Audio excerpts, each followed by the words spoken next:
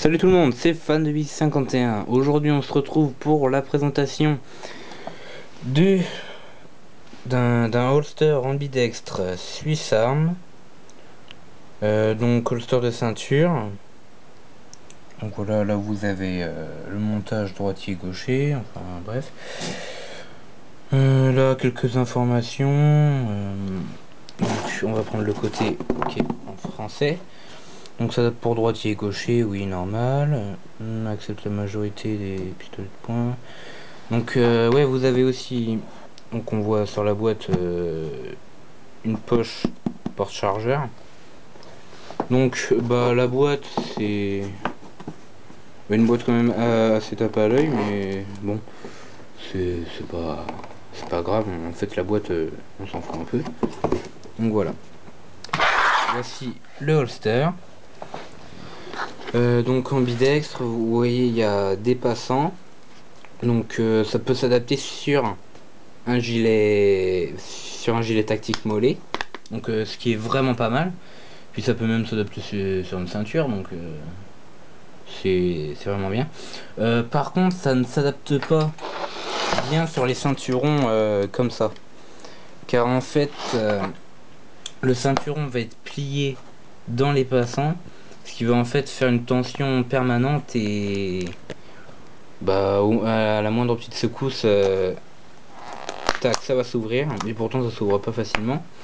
Et donc voilà, donc ce que je vous conseille c'est de prendre une ceinture normale, enfin ce que j'appelle normale c'est par exemple ça, c'est pas trop large, ça me plaît bien, donc c'est que je porte, c'est cool. Donc là on a un marquage Swiss Arm, donc avec les passants, machin. Là vous avez la poche porte-chargeur ou porte-lampe. On met un peu ce qu'on veut dedans. Donc elle est pas réglable en hauteur. La lanière n'est pas réglable en hauteur. Vous avez un élastique là. Enfin, moi je l'utilise pour mettre la tige de chargement du Taurus. Voilà.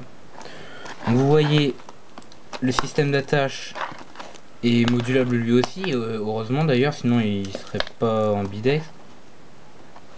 Donc voilà, vous attachez, vous retirez. Donc voilà. Donc le marquage Swiss Arm n'est disponible que si on, enfin, n'est visible que si on est gaucher, car quand on est droitier, il est tout simplement contre contre le corps. Donc voilà.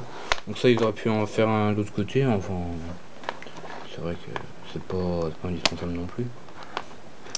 Ici, vous voyez, vous avez donc le système qui va retenir votre pistolet, donc votre réplique de poing.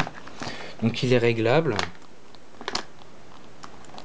Donc vous, simplement comme ça, hop, vous tirez, ça resserre, vous détendez, ça dessert. Enfin voilà. Donc ça se décroche, c'est un clip. Je sais pas comment ça s'appelle, donc c'est un clip.